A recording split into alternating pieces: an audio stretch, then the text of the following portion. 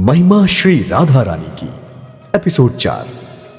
मैं काल पुरुष आपका ज्यादा समय नहीं लूंगा। मैं आपके समक्ष महिमा श्री राधा रानी की अगली कड़ी लेकर उपस्थित हूं और आगे की कथा सुनाने वाला हूं। ब्रह्मा जी के सम्मुख खड़ी देवी पृथ्वी ने सिर झुकाकर कहा, हे पितामह, हे पूज्य, मुझे अन्य देवताओं की शरण में जाने की बात कहकर वरुण देव वरुण लोक चले गए।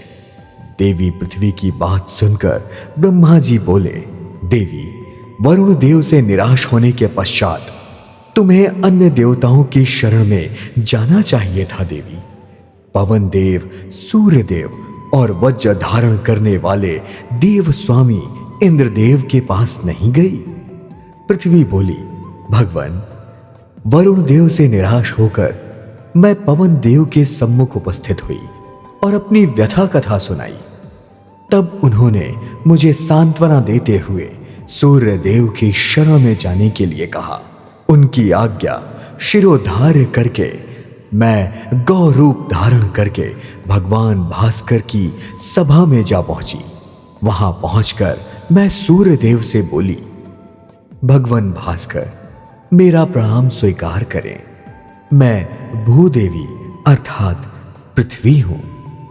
मेरे प्रणाम का मर्यादा पूर्वक उत्तर देने के बाद सूर्य देव ने कहा, आओ देवी पृथ्वी, सूर्य लोक में तुम्हारा स्वागत है। आसन ग्रहण करो देवी। फिर स्वयं सोचते हुए उन्होंने कहा, देवी, तुम गौ रूप में मेरी सभा में उपस्थित हुई हो। इस रूप में आसन ग्रहण करना तो संभव नहीं है। स्त्री रूप धारण करो देवी। भगवान भास्कर की बात सुनकर मैंने अपना रूप बदलकर स्त्री रूप धारण किया। तब सूर्य देव पुनः बोले, देवी पृथ्वी, क्या कारण है कि तुम अपना वास्तविक रूप त्याग कर गौ रूप धारण करके ब्रह्मांड में विचरण कर रही हो? किस कारण तुम्हारा मुख मलिन हो रहा है? किस अत्याचारी के अत्याचार से दुखी होकर तुम्हें ब्रह्मांड में भटकना पड़ रहा है? बताओ देवी। पृथ्वी बोली, हे देव, पाप कर्म एवं नीच कर्म करने वाला कोई एक अत्याचारी हो तो उसके नाम का उच्चारण करो। भगवान, मेरे अपने पुत्रों ने ही मुझे दुखी किया है। तब आश्चर्य प्रकट करते हुए सूर्य देव ने कहा, तुम्हारे कहने का तात्पर्य क्या है देवी? भगवान भास्कर का प्रश्न सुनकर देवी पृथ्वी कुछ देर चुप रही। उसके बाद बोली, भगवान, मैं धरणी कही जाती हूं, जिस कारण मैं सत्कर्म करने वाले और पाप कर्म करने वाले सभी को आश्रय प्रदान करती हूं। अन्न, जल, मीठे फल आदि बिना किसी भेदभाव के अपने सभी पुत्रों को प्रदान करती हूं। अपने सभी पुत्रों को बराबर स्नेह भी करती हूं, किंतु अब ऐसा कर पाने में स्वयं को असमर्थ पा रही हूं। तब सूर्य देव ने देवी पृथ्वी से प्रश्न किया, देवी पृथ्वी, किस कारण अपने पुत्रों को समान प्रेम कर पाने में स्वयं को असमर्थ कर पा रही हैं आप? सूर्य देव का प्रश्न सुनकर देवी पृथ्वी बोली, देव, मेरे अनेक पुत्रों ने मेरे हृदय को विदीर्ण किया है। अपने पापाचार से मेरी ममता को खंडित किया है। भगवान, जब तक मेरे भीतर सहन शक्ति थी तब तक मैं उनके भार को सहन करती रही, किंतु अब मैं उनके पाप के भार से दिन प्रतिदिन दबी जा रही हूं और तिल तिल कर रसातल की ओर बढ़ती जा रही हूं।